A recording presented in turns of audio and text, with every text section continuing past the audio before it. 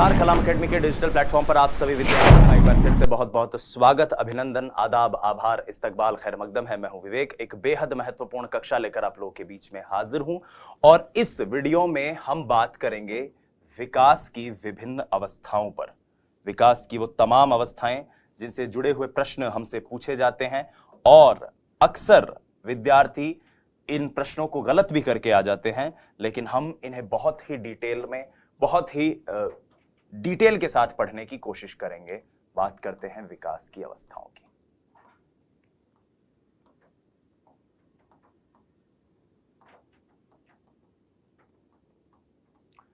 प्रिय साथियों, बाल विकास को मुख्यतः 3 अवस्थाओं में बांटा गया है। कितनी अवस्थाएं? 3 अवस्थाएं। पहली है आपकी शैशव अवस्था,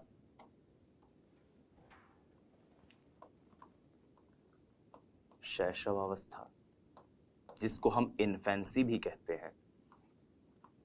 उसके बाद आती है बाल्यावस्था,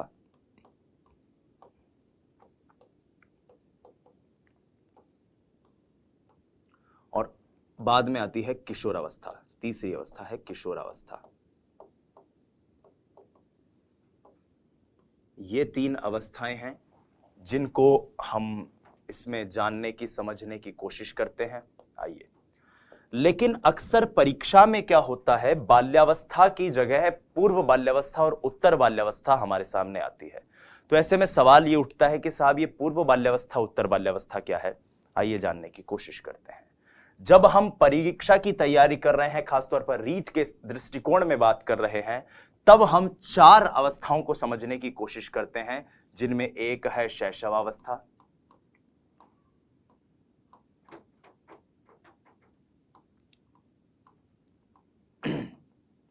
दूसरी है पूर्व बाल्यावस्था,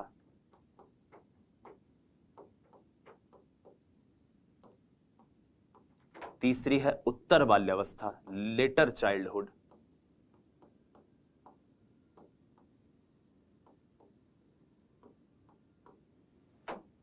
और चौथी है किशोरावस्था।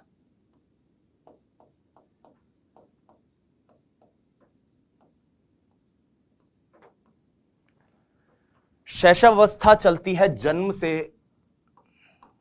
2 वर्ष तक, 2 से 6 वर्ष तक रहती है आपकी पूर्व बाल्यावस्था,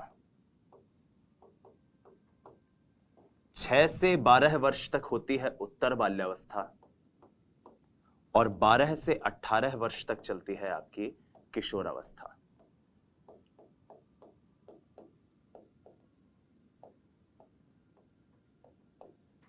अब सवाल ये उठता है कि ये जो 4 अवस्थाएं हैं, अगर मुझे सर ये याद रखनी है तो फिर इन अवस्थाओं का क्या औचित्य है?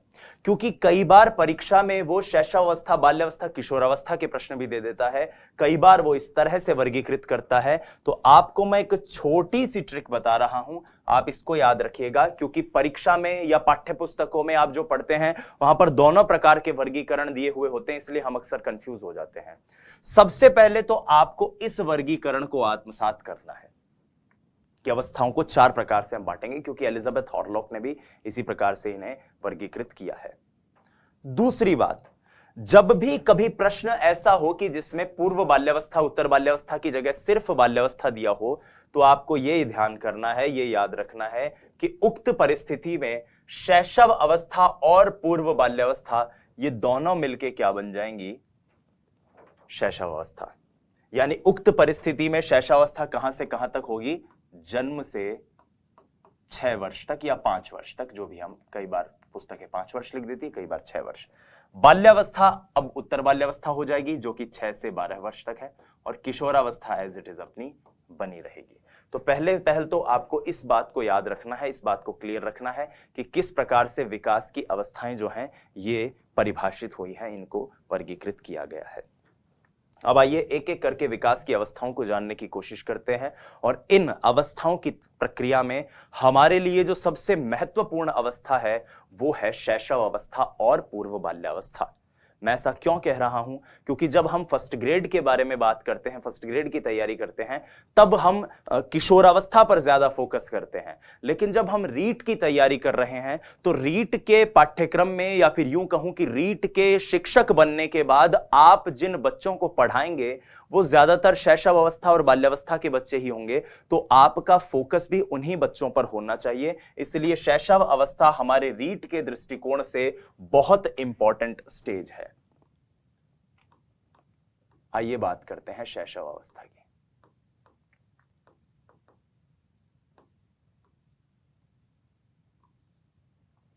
शैशव अवस्था, जिसको हम कहते हैं इन्फेंसी, लैटिन भाषा का एक शब्द है, वहां से इन्फेंट आया, इन्फेंट से इन्फेंसी हुआ। इन्फेंट का मतलब होता है वो जो बोल ना सके, लैटिन भाषा में वो जो बोल ना सके।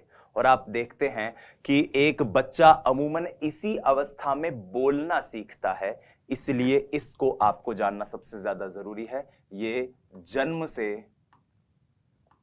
2 वर्ष तक होती है। हालांकि हरलॉक ने कहा था कि 14 दिन तक यानी 2 सप्ताह तक इन्फेंसी रहती है, 2 सप्ताह तक इन्फेंसी होगी, यह श्रीमती एलिजाबेथ हरलॉक का मानना है।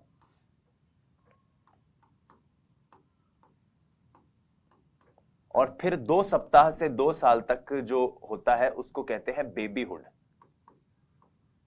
बाल्यकाल। ये एलिजाबेथ हरलॉक का मानना है, जन्म से 2 सप्ताह तक इन्फेंसी और उसके बाद बेबीहुड। लेकिन हम हमारी परीक्षा के दृष्टिकोण से जन्म से 2 वर्ष तक मानते हैं। और मैं इसी वर्गीकरण को आपको समझाते हुए चलूंगा। यदि परीक्षा में कोई इस प्रकार का वर्गीकरण आ जाए तो आपको क्या करना है, पूर्व बाल्यावस्था और शैशव अवस्था की विशेषताओं को क्लब करके शैशव अवस्था के अंदर फिट कर देना है, एक तरह से ऐसे कह सकते हैं अपन।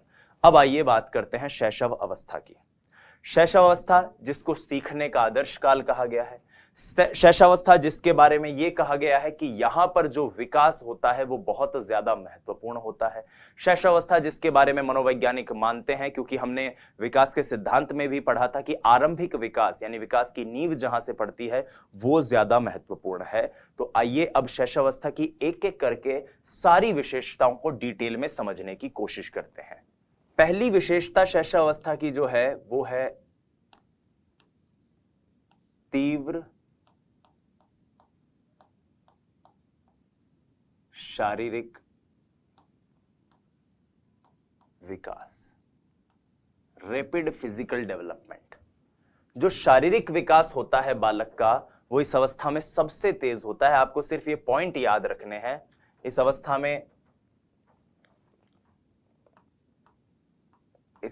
में विकास तीव्र गति से होता है, तीव्र गति से होता है। तो शारीरिक विकास क्लियर। दूसरा इस अवस्था के बारे में जो हम पढ़ते हैं वो ये है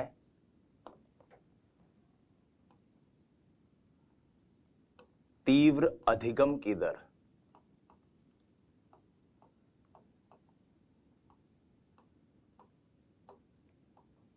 शैशव अवस्था ही वो समय है जिसमें बालक सब कुछ सीखता है। वो बोलना सीखता है, वो शब्दों को सीखता है, वो बहुत सारी चीजों को जानना पहचानना सीखता है। इसीलिए इस अवस्था में सीखने की जो दर होती है, इस अवस्था में सीखने की दर तीव्र होती है। इस अवस्था में सीखने की दर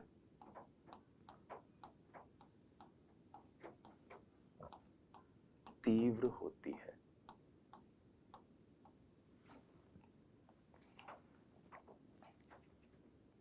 फिर एक खास बात जो आपको याद रखनी है शैशवावस्था के बारे में, कि इस अवस्था में बालक दूसरों पर निर्भर होता है, तो इसको इसीलिए पर निर्भरता की अवस्था कहते हैं। पर निर्भरता की अवस्था, डिपेंडेंट।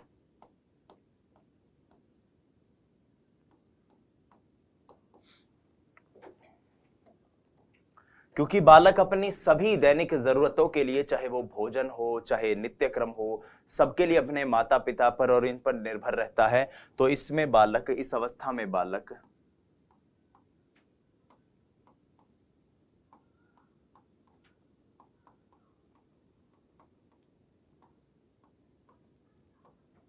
दूसरों पर निर्भर रहता है।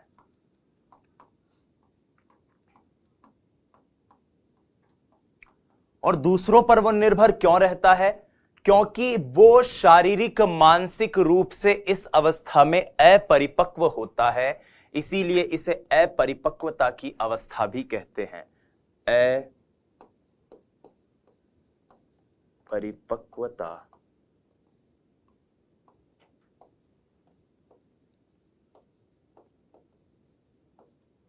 की अवस्था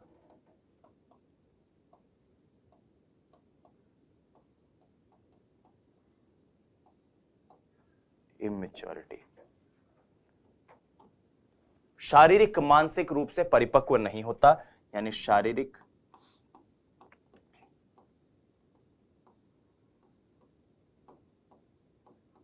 मानसिक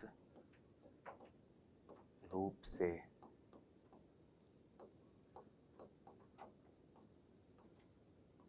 अपरिपक्व। ठीक है, चौथा पॉइंट भी क्लियर।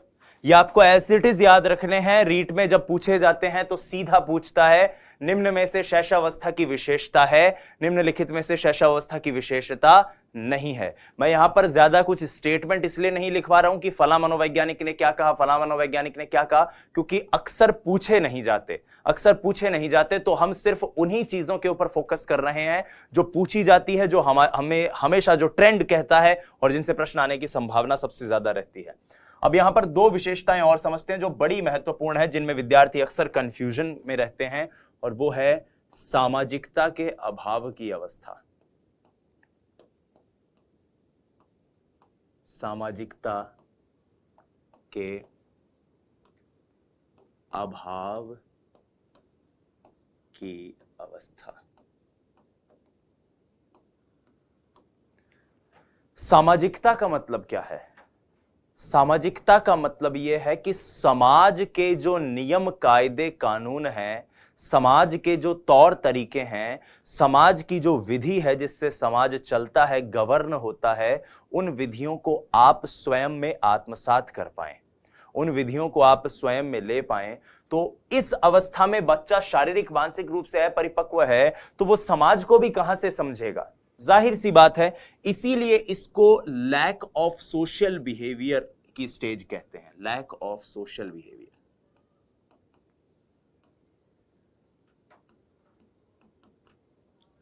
ये बहुत इंपॉर्टेंट स्टेज है क्योंकि यहां पर कंफ्यूजन रहता है, और वो क्या कंफ्यूजन रहता है वो अब जानते हैं।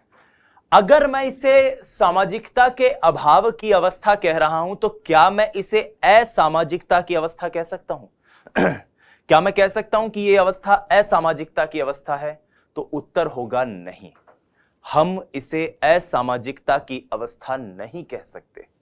क्यों नहीं कह सकते? क्योंकि सामाजिक व्यक्ति वो होता है जो कि ये जानता है कि क्या समाज के नियम कायदे हैं, क्या समाज के तौर तरीके हैं, और उनको मानता है। लेकिन असामाजिक व्यक्ति वो होता है जो जानता तो है लेकिन मानता नहीं है। आपने अक्सर अखबारों में पढ़ा होगा कि कॉलेज से आती हुई युवतियों को मनचलों ने छेड़ा, और सड़कों पर असामाजिक तत्वों की बढ़ोतरी। अब असामाजिक का मतलब क्या है? कि वो व्यक्ति, वो लड़का जानता है कि मैं जो काम कर रहा हूं वो गलत है, मेरे घर में भी मेरी सिस्टर्स हैं, मेरी बहनें हैं, मेरी एक जिम्मेदारी है एक अच्छे नागरिक होने के कारण, मगर फिर भी वो फूहड़ हरकतें कर रहा है, इसलिए उसको असामाजिक कहेंगे। लेकिन बच्चा तो जानता ही नहीं है कि सामाजिकता होती क्या है, इसलिए इस अवस्था को असामाजिक नहीं गैर सामाजिक कहते हैं। ध्यान से सुनिएगा, ये असामाजिक नहीं होती,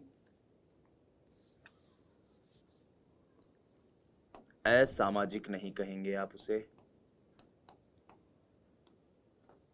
उसे कहेंगे गैर सामाजिक।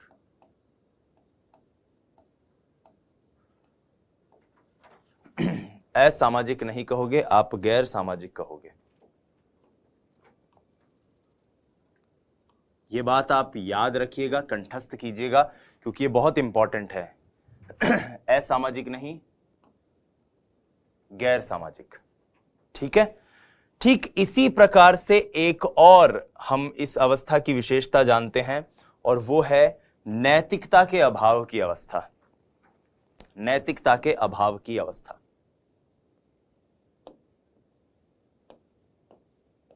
नैतिकता के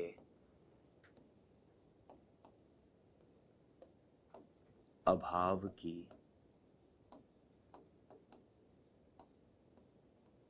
अवस्था। नैतिकता के अभाव की अवस्था, तो यहां पर इसको भी लैक ऑफ मोरालिटी कहेंगे।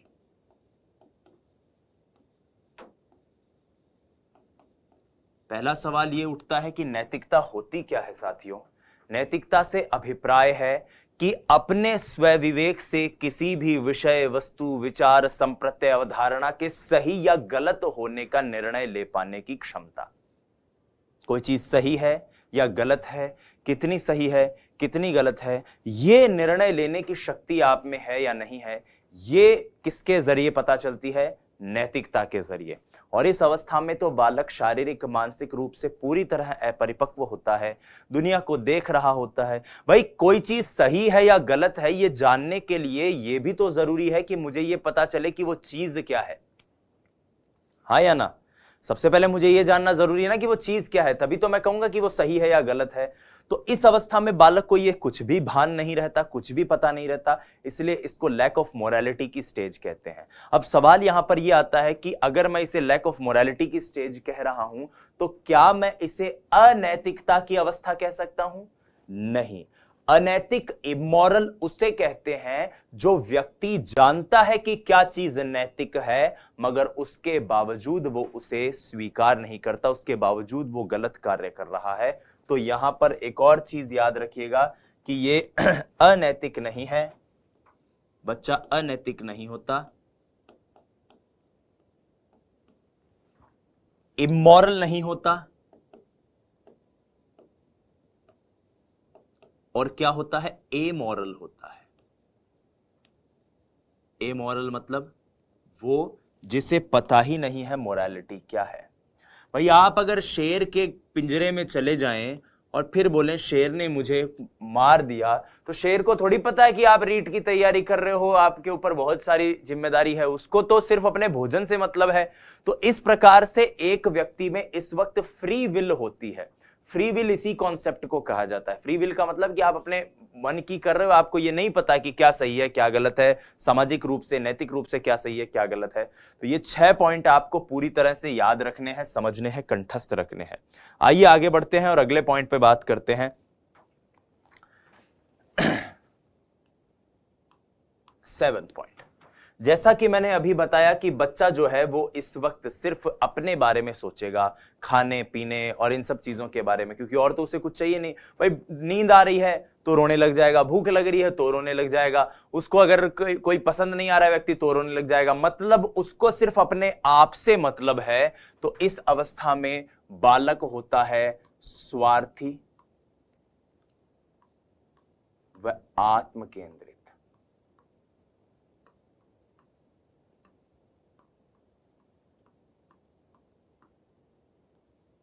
स्वार्थी होता है बच्चा, और क्या होता है? आत्म केंद्रित, सेल्फिश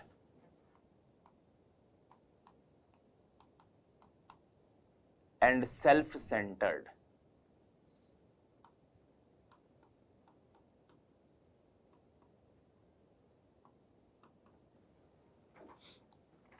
बच्चा सिर्फ अपने बारे में सोचता है, बालक सिर्फ अपने बारे में सोचता है।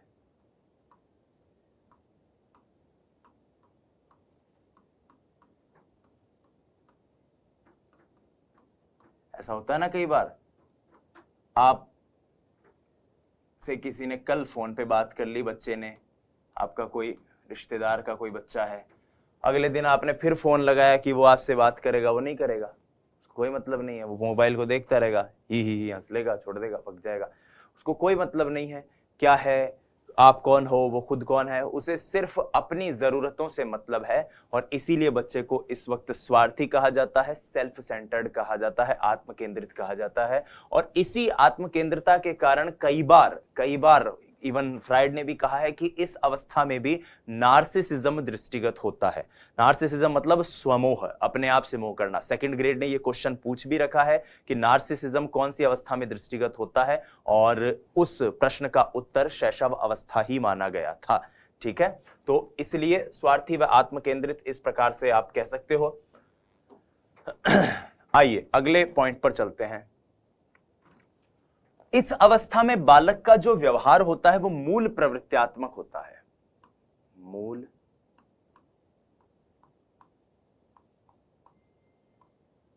प्रवृत्त्यात्मक व्यवहार, बालक का व्यवहार मूल प्रवृत्त्यात्मक होता है। तो बेसिक इंस्टिंक्ट का बिहेवियर इसमें दृष्टिगत होता है। देखिए, विलियम मैकडूगल ने 14 तरह की मूल प्रवृत्ति की बात कही। मूल प्रवृत्ति का मतलब वो प्रवृत्ति जो मनुष्य की सहज प्रवृत्ति है, वो कहीं से अर्जित नहीं है, सीखी हुई नहीं है, वो मनुष्य के अंदर है क्योंकि वो मनुष्य है। जैसे कि डर का एक संवेग है, भय, तो पलायन एक मूल प्रवृत्ति उसके साथ जुड़ी हुई होगी। आप जब डर लगता है तो क्या करते हो, भागते हो ना कहीं से, उसके पास थोड़ी जाते हो उस चीज के पास। तो इस प्रकार की जो मूल प्रवृत्तियां जो होती हैं उनका व्यवहार व्यक्ति करता है। अब बच्चा इस वक्त कुछ सामाजिक तरीके तो जानता नहीं है, तो अपने संप्रेषण के लिए अपनी मूल प्रवृत्तियों का ही इस्तेमाल करेगा। वो रो के बताएगा चीजों को, तो रोना, पीड़ा होती है तो रोएगा या हंसेगा, इस तरह की चीजों के जरिए ही बच्चा अपने आप को संप्रेषित करता है दुनिया के साथ। तो बालक के व्यवहार में मूल प्रवृत्ति दृष्टिगत होती है। व्यवहार में मूल प्रवृत्ति दृष्टिगत होती है। दृष्टिगत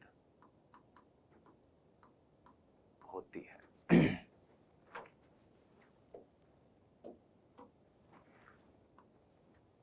9th पॉइंट, इस अवस्था में बालक के अंदर जो संवेग होते हैं उन संवेगों का विकास हो जाता है। तो संवेगों का विकास, development of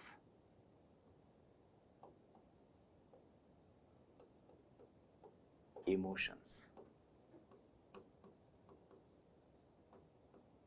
development of emotions क्या होते हैं? डेवलपमेंट ऑफ इमोशंस को समझने की कोशिश करते हैं। देखिए, मनोवैज्ञानिक मानते हैं कि जन्म के समय बालक में सिर्फ उत्तेजना मौजूद होती है। क्या मौजूद होती है? उत्तेजना। और फिर धीरे धीरे जैसे 3 महीने बाद आनंद और कष्ट आते हैं, 6 महीने बाद कष्ट से भय, क्रोध और घृणा का जन्म होता है। इस प्रकार से सभी इमोशंस 2 साल की अवधि में डेवलप होते हैं। इसीलिए इस अवस्था में या इन वर्षों में, कुछ भी कह सकते हो, इस अवस्था में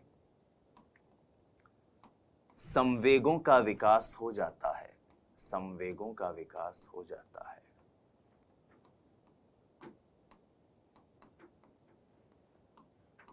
हो जाता है। संवेग जितने भी हैं, इमोशंस जितने भी हैं, उनका विकास इस अवस्था में बहुत अच्छे से होता है।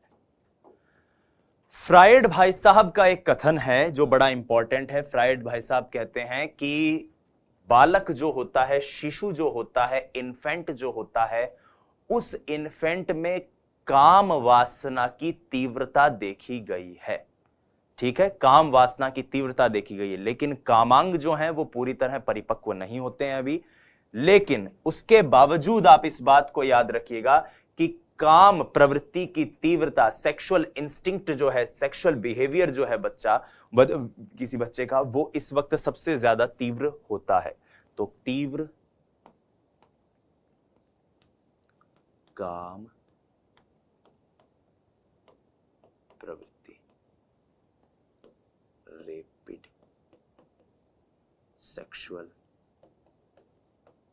इंस्टिंक्ट,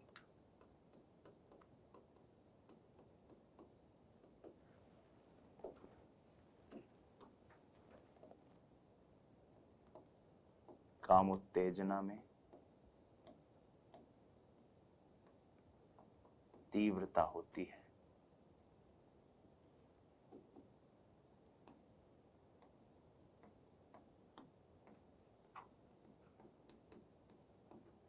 दृष्टिगत होती है। ठीक है, ये आप याद रखिएगा। तो यहां हमने शैशव अवस्था की कुछ विशेषताएं देखी। अब आइए शैशव अवस्था से संबंधित एक रीट का सवाल कर लेते हैं, ताकि हमें चीजें क्लियर हो जाएं कि हम जिस चीज को पढ़ रहे हैं वो कितना बेहतर है। देखिए, ये रीट में आया हुआ प्रश्न है। मैं इस प्रश्न के आपको समय भी बता दूं, लेवल 2 2015 में ये क्वेश्चन आया था। L2 2015 में ये क्वेश्चन आया था। अब ये क्या क्वेश्चन था, देखो, शैशव अवस्था की विशेषता नहीं है शारीरिक विकास की तीव्रता। ध्यान से देखिए, शारीरिक विकास की तीव्रता हमने देखा था, चाहे शारीरिक विकास हो, चाहे मानसिक विकास हो, संवेगात्मक विकास हो, सभी विकास इस अवस्था में तीव्रता से होते हैं। तो ये बात तो सही है। दूसरों पर निर्भरता, बालक दूसरों पर अपने सभी नैतिक कार्यों के लिए निर्भर होता है। नैतिकता का होना यह गलत है, क्योंकि नैतिकता तो 4-5 साल के आसपास विकसित होती है, यानी पूर्णतः तो खैर आगे विकसित होती है, लेकिन 4-5 साल के आसपास नैतिकता देखने को मिलती है बच्चे में। इस अवस्था में तो बच्चा ना तो नैतिक होता है, ना ही अनैतिक होता है, उसमें नैतिकता का या अनैतिकता का अभाव होता है, और मानसिक विकास में तीव्रता होती है। तो ये सारी चीजें तो, तीनों स्टेटमेंट तो सही है, लेकिन हमें पूछा है कौन सी विशेषता नहीं है, इसलिए हमारा आंसर हो जाएगा ऑप्शन सी। ठीक है, शैशवावस्था की विशेषता को जानने के बाद आइए अब बात करते हैं पूर्व बाल्यावस्था की। पूर्व बाल्यावस्था, पूर्व बाल्यावस्था जो कि होती है 2 से 6 वर्ष तक।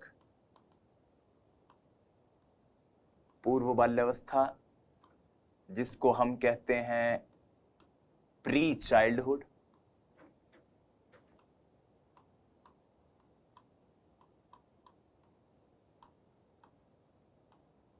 और क्योंकि ये वही दौर था जब बच्चों के ऊपर बाल मनोविज्ञान पर अध्ययन जो है वो 20वीं शताब्दी में बहुत ज्यादा हुआ। इससे पहले तो मनोविज्ञान को चिंतन का और पता नहीं दिमाग का और किन सब चीजों की बात करते रहते थे, बड़े बुजुर्गों वाली सी बात होती थी, विज्ञान से इसका संबंध बता दिया। लेकिन बच्चों की भी अपनी साइकोलॉजी है, बच्चों का भी एक अपना मनोविज्ञान है।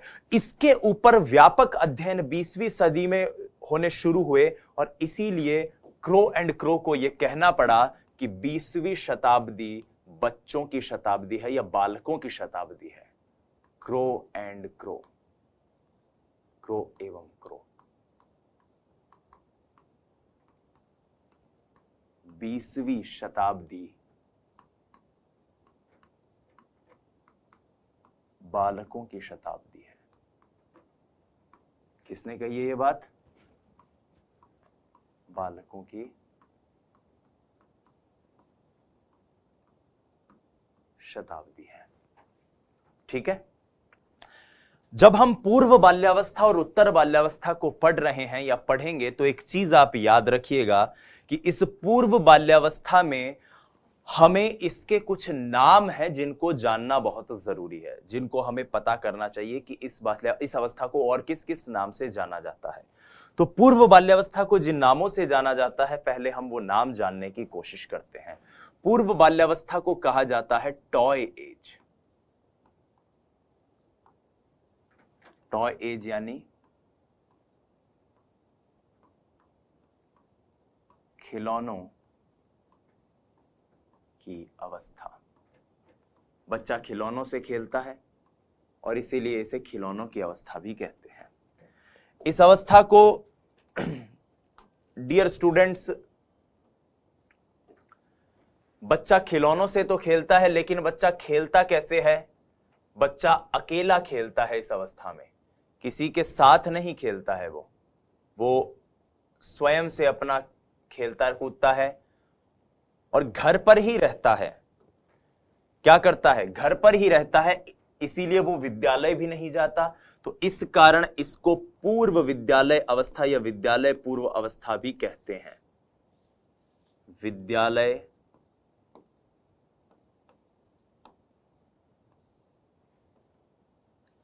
पूर्व अवस्था।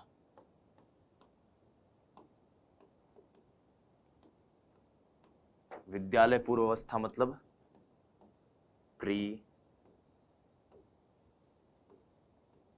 School as. जब वो बच्चा विद्यालय में नहीं जा रहा है, घर पर रह रहा है, इसका मतलब उसके कोई दोस्त वगैरह भी नहीं है, बाहर के कोई दोस्त भी नहीं है, तो इसलिए इसको टोली पूर्व अवस्था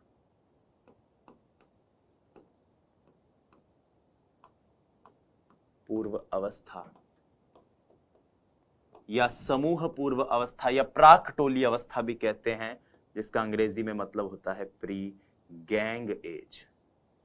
गैंग जो अपने होती है ना बंबई वगैरह में, गैंगस्टर्स वाली गैंग, वो वाली गैंग है ये, प्री गैंग एज। अब बच्चा जब इस वक्त कहीं जा नहीं रहा है, घर पर ही रह रहा है, यानी कि ऐसा मानते हैं कि अध्यापकों के लिए यह तैयारी की अवस्था है। ठीक है, अध्यापकों के लिए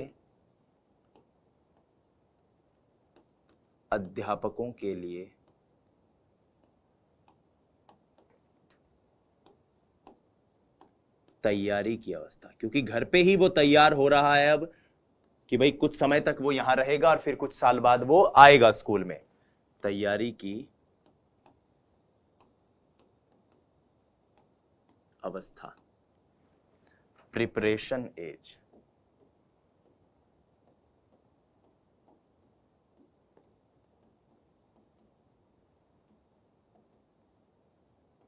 ठीक है, लेकिन माता पिता के लिए इस वक्त बच्चा कुछ और नहीं बल्कि एक बड़ी समस्या होता है। मम्मी पीछे पीछे भाग रही होती है, कह रहे बेटा रोटी खा ले, रोटी खा ले, छोरा आगे आगे भाग रहा होता है, माँ की सुनता नहीं है, कहा बात नहीं मानता, इधर उधर भागता है, जिद बहुत करता है। इसीलिए माता पिता के दृष्टिकोण से यह अवस्था होती है समस्या अवस्था।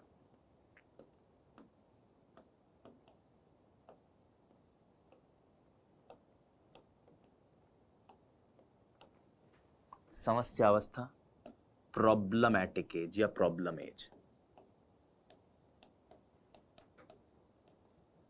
माता पिता के दृष्टिकोण से, क्योंकि मां बाप की बात नहीं मानता, कहना नहीं मानता, उन्हें बड़ा परेशान कर रहा होता है, इसीलिए इसको प्रॉब्लमैटिक एज भी कहते हैं।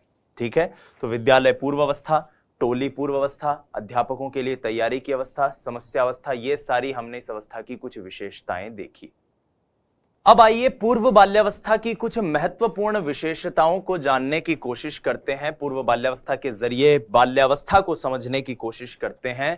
तो सबसे महत्वपूर्ण बात तो जो आपको याद रखनी है वो ये कि पूर्व बाल्यावस्था जो है या बाल्यावस्था जो है, एक तरह से आप ऐसे मान लीजिए, इस अवस्था में बालक का विकास कुछ अब मंद गति से बढ़ने लग जाता है। ठीक है, बाल्यावस्था में विकास या पूर्व बाल्यावस्था में विकास की गति अब शैशव अवस्था की अपेक्षा मंद हो जाती है।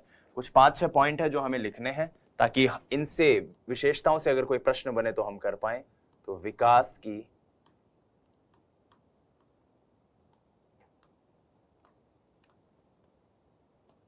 मंद गति, बालक नई नई चीजें सीख रहा है, इसलिए इस अवस्था को कौशल प्राप्त करने की अवधि भी कहते हैं। कौशल प्राप्त करने की अवधि।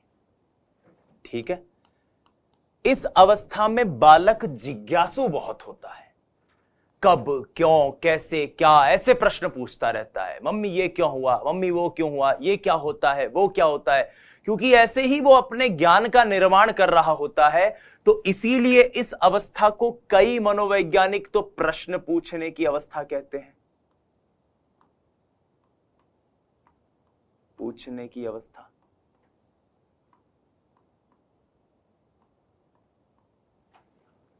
क्योंकि बच्चा क्यों, क्या, कैसे जैसे प्रश्न पूछता है।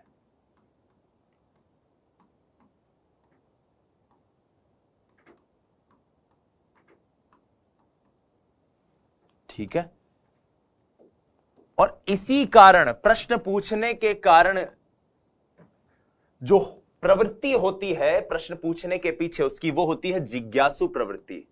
तो जिज्ञासु प्रवृत्ति,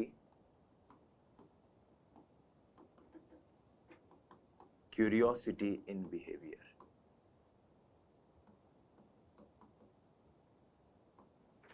क्यूरियोसिटी बहुत होती है उसको कि ये क्यों हो रहा है, वो क्यों हो रहा है, हर एक चीज को जानना चाहता है वो। और इसी क्यूरियोसिटी के कारण मनोवैज्ञानिक ऐसा मानते हैं कि बालक का जो व्यवहार है वो अन्वेषी होता है। बालक का अन्वेषी व्यवहार इसमें देखने को मिलता है। अन्वेषी व्यवहार, एक्सप्लोरेटरी बिहेवियर, कुछ ना कुछ खोज करता रहेगा वो।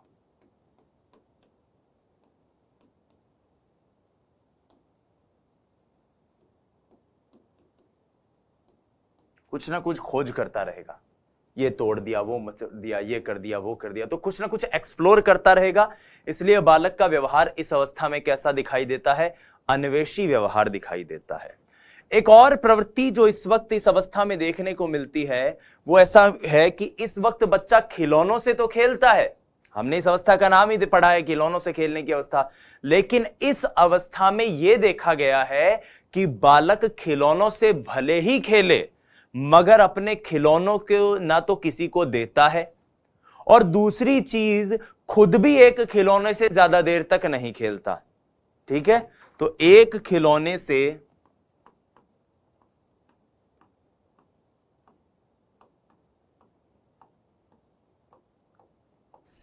ज्यादा देर तक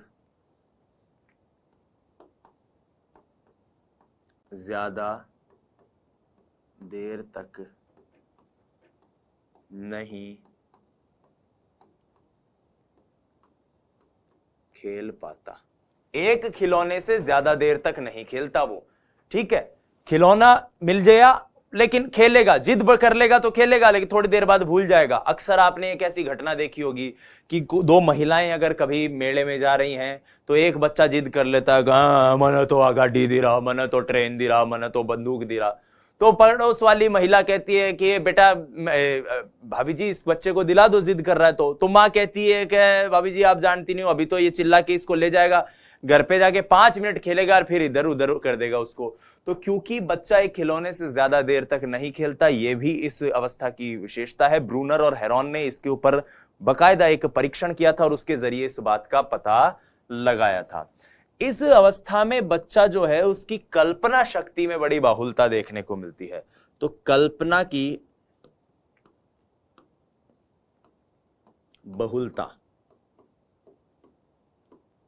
बहुत ज्यादा कल्पनात्मक होता है। परियों की कहानी सुनेगा, राजा की कहानी सुनेगा, तलवार, स्पाइडरमैन, और वो खेल भी ऐसे ही खेलता है जिनमें नाटक करने की प्रवृत्ति हो, अनुकरण करने की प्रवृत्ति हो। उससे बच्चों से अपन ये तो कहते हैं कि बता दादी कैसे चलती है, तो ऐसे ऐसे ऐसे करके चल के दिखाएगा। उससे कहते हैं कि बता दादू जी खांसी कैसे लेते हैं, तो ऐसे करके खांसी लेके दिखाएगा।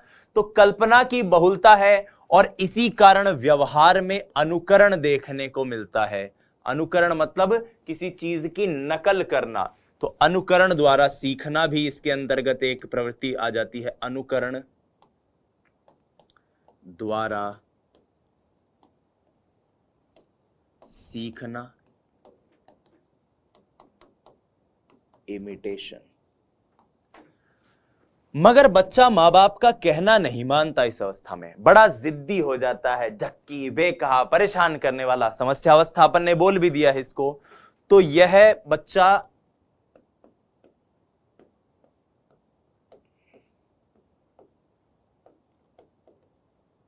इस अवस्था में जिद्दी झक्की बेकहा, उसके पीछे पड़े रहते हैं, अरे रोटी खा ले रोटी खा ले। 2 जने तो उसको खाना खिलाने के लिए चाहिए, 2 जने उससे बात करने के लिए चाहिए, मानता नहीं है, बहुत जिद्दी होता है। अनसुना करने वाला,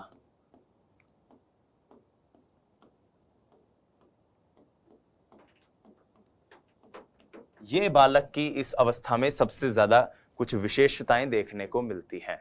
तो यहां पर हमने विकास में बाल्यावस्था, पूर्व बाल्यावस्था की कुछ विशेषताएं देखी। मंदगति, कौशल प्राप्त करने की अवधि, प्रश्न पूछने की अवस्था, जिज्ञासु प्रवृत्ति, बालक का अन्वेषी व्यवहार, एक खिलौने से ज्यादा देर तक नहीं खेल पाता, अकेला भी खेलता है, ये भी मैंने आपको बताया था, ठीक है, अकेला खेलता है।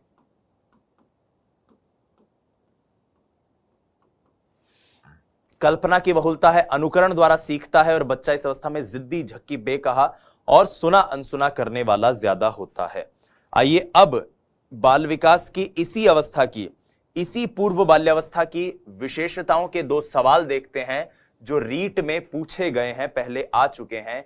ये प्रश्न जो है आप इस वक्त देख रहे हो, ये लेवल 1 2011 में क्वेश्चन आया था, L1 2011 में ये क्वेश्चन आया था। इस क्वेश्चन के अंदर पूछा गया है खिलौनों की आयु किसको कहा गया है। तो खिलौनों की आयु, खिलौनों से खेलने की आयु, कुछ भी कह दो, आंसर क्या है, पूर्व बाल्यावस्था या फिर प्री चाइल्डहुड, प्री चाइल्डहुड।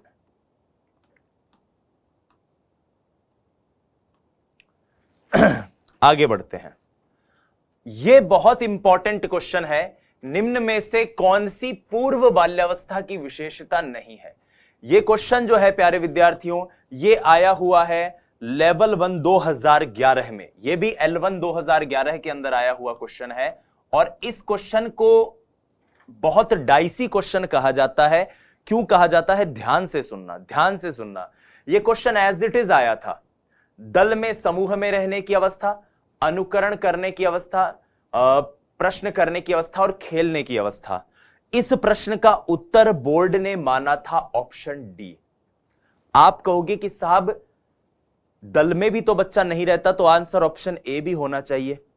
इसका आंसर ऑप्शन ए इसलिए नहीं माना विद्यार्थियों, क्योंकि इस प्रश्न का जो इंग्लिश ट्रांसलेशन था उसमें ऑप्शन ए में प्री चाइल्डहुड ही लिखा, प्री गैंग एज ही लिखा हुआ था, प्री गैंग एज ही लिखा हुआ था। प्री गैंग एज का मतलब वो अवस्था जब बच्चा दल में नहीं रहता। लेकिन हिंदी ट्रांसलेशन जब हुआ तो उसमें टाइपिंग एरर हो गया, मिसप्रिंट हो गया।